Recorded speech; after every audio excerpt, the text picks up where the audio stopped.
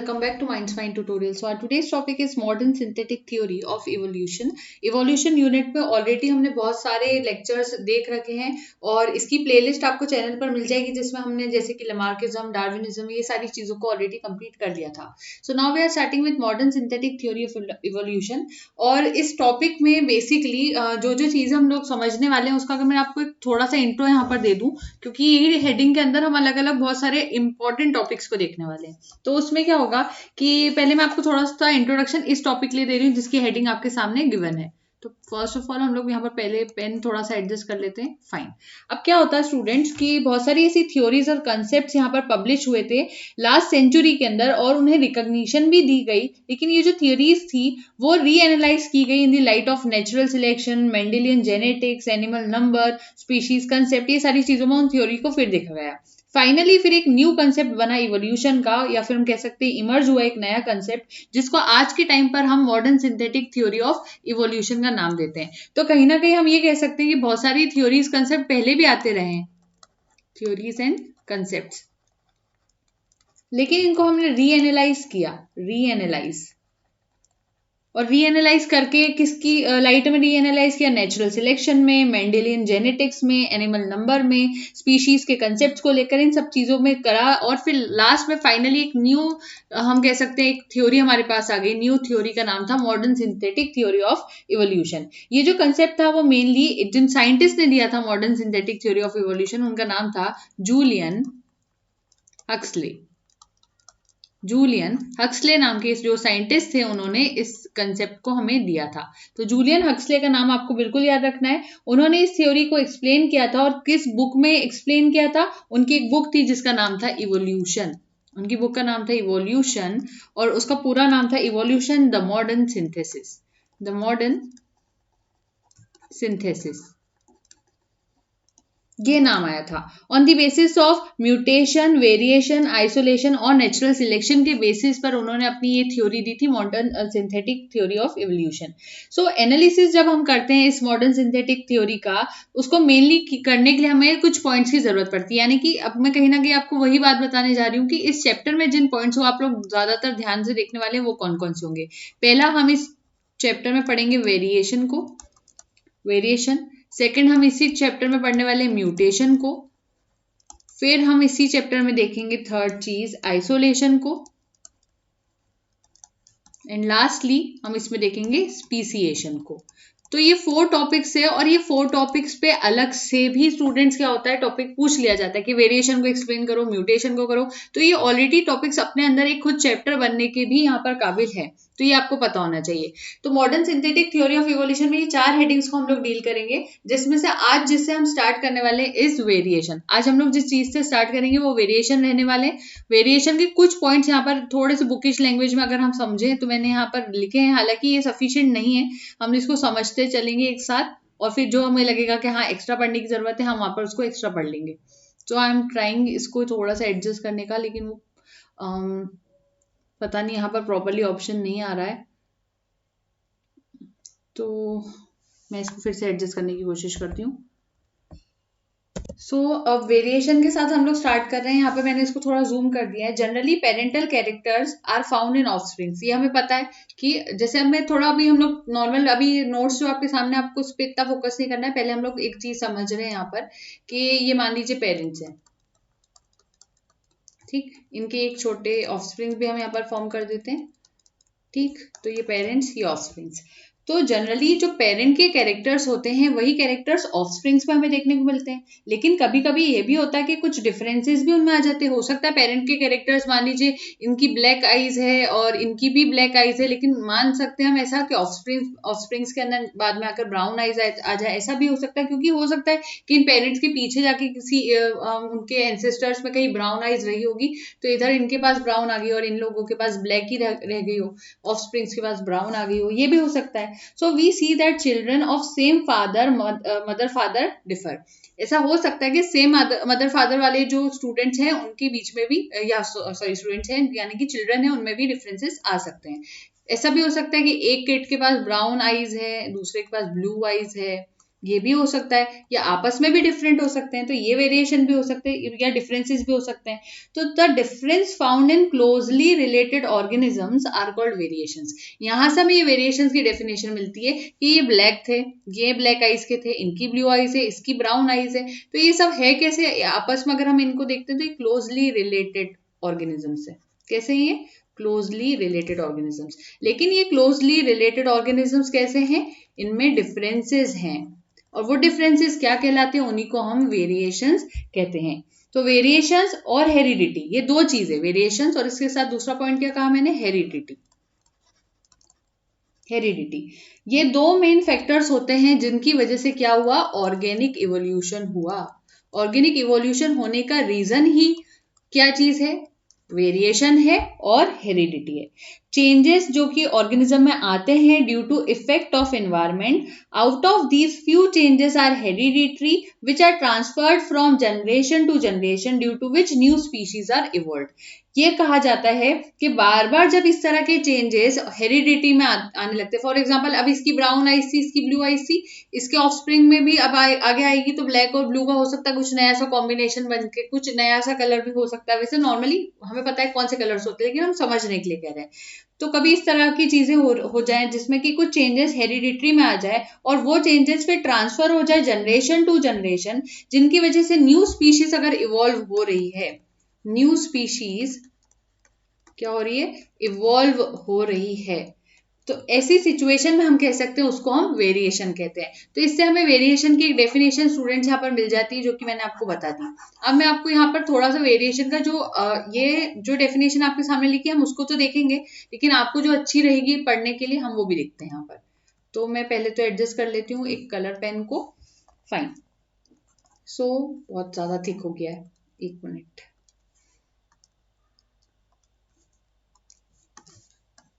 Those variations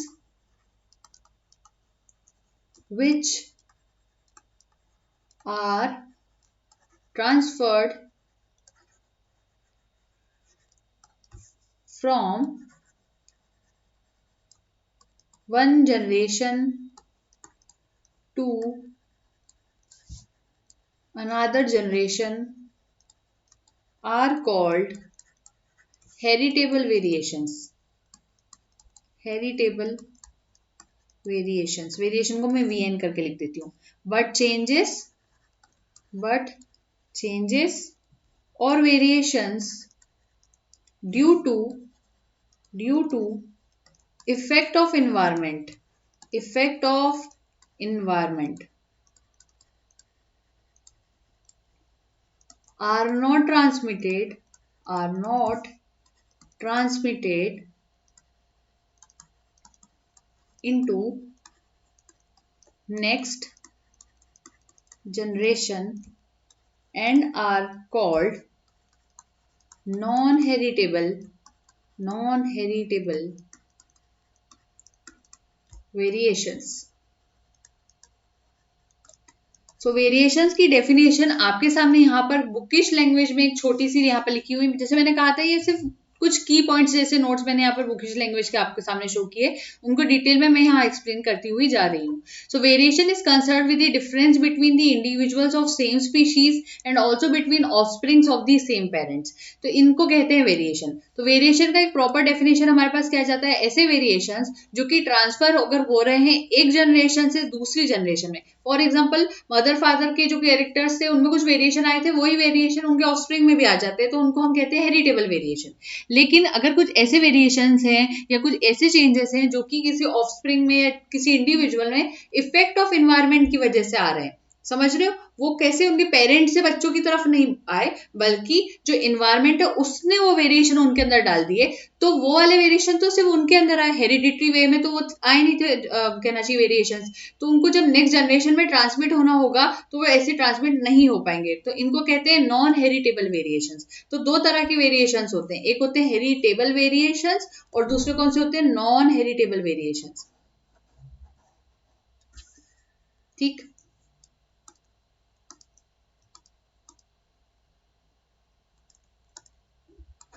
ठीक है। ये बात तो क्लियर होती है। अब क्या होता है, जो एसेक्सुअल रिप्रोडक्शन होता है, अब मैं थोड़ी सी, मुझे स्पेस की यहाँ पर प्रॉब्लम होना स्टार्ट हो रही है, तो अब मैं यहाँ पर स्पेस को ढूंढने की कोशिश कर रही हूँ,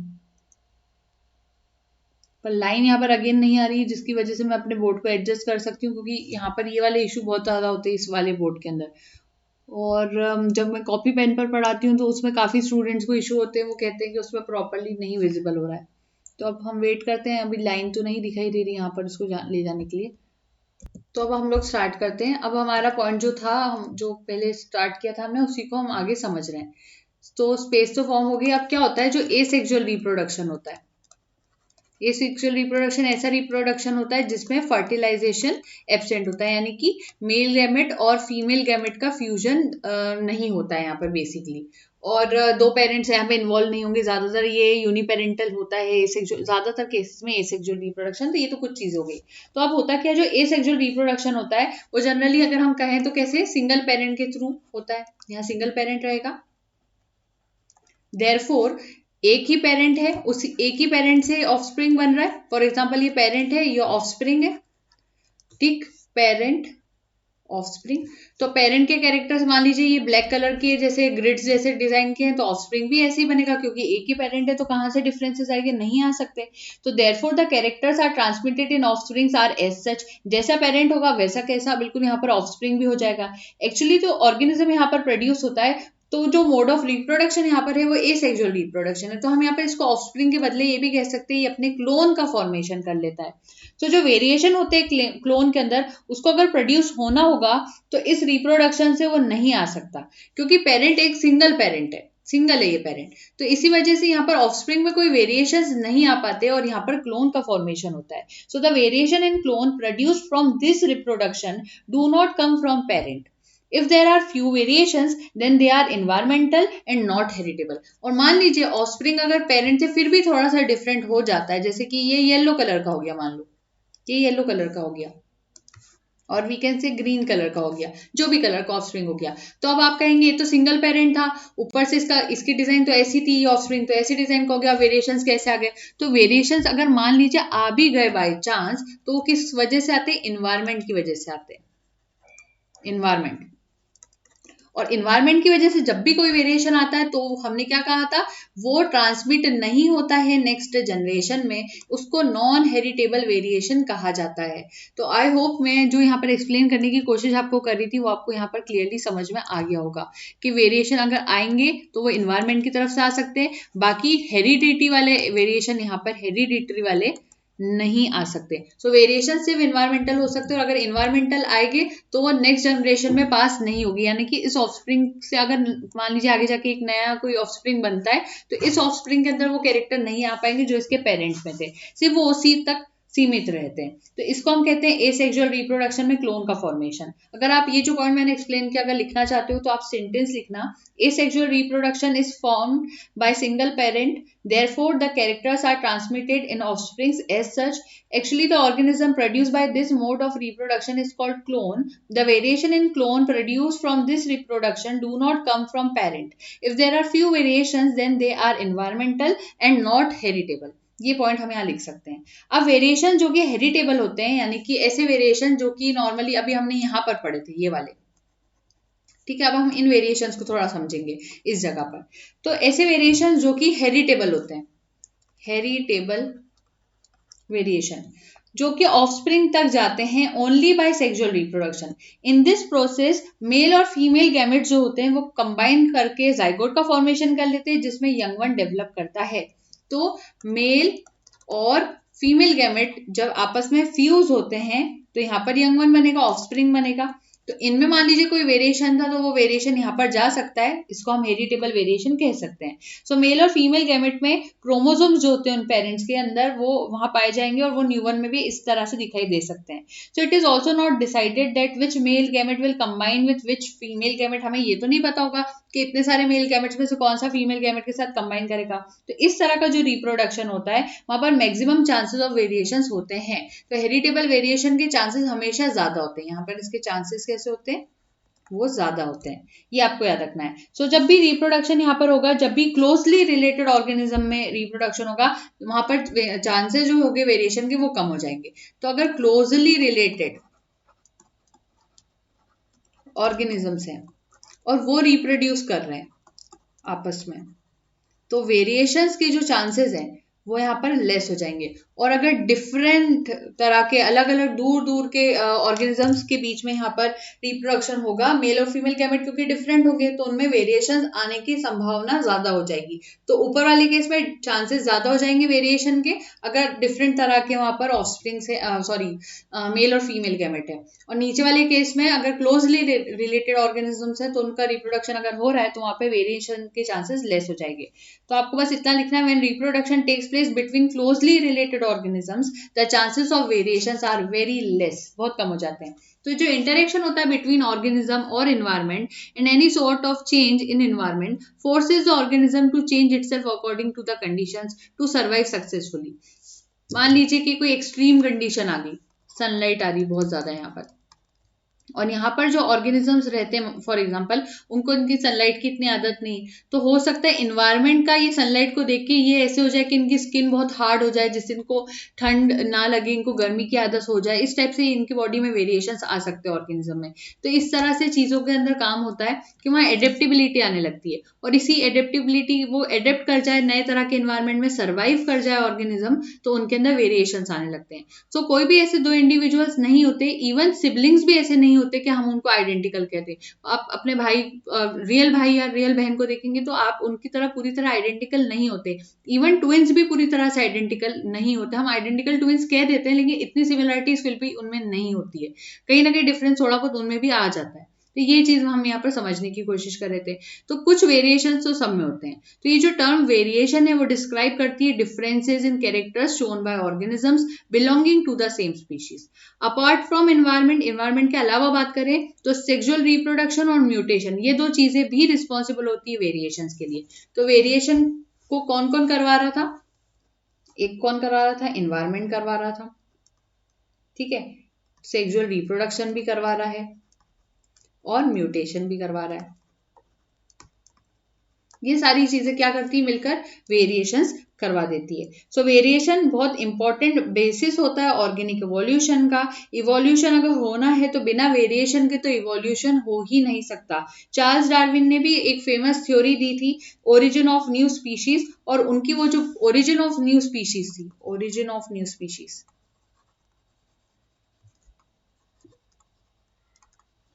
वो भी वेरिएशंस के ऊपर बेस्ड थी और transmission of variation to new generation पे बेस्ड थी। ये सारा इंट्रोडक्शन वेरिएशन का हो जाता है। अब बात आती है काइंड ऑफ वेरिएशन की। तो काइंड्स ऑफ वेरिएशन तीन तरह के होते हैं। नोट्स को अभी मत देखिए, मैं पहले एक्सप्लेन कर दूं फिर आप नोट्स की तरफ जाना। Somatic and germinal, continuous and discontinuous,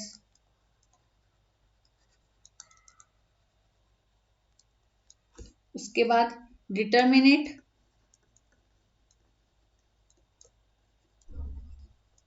and indeterminate.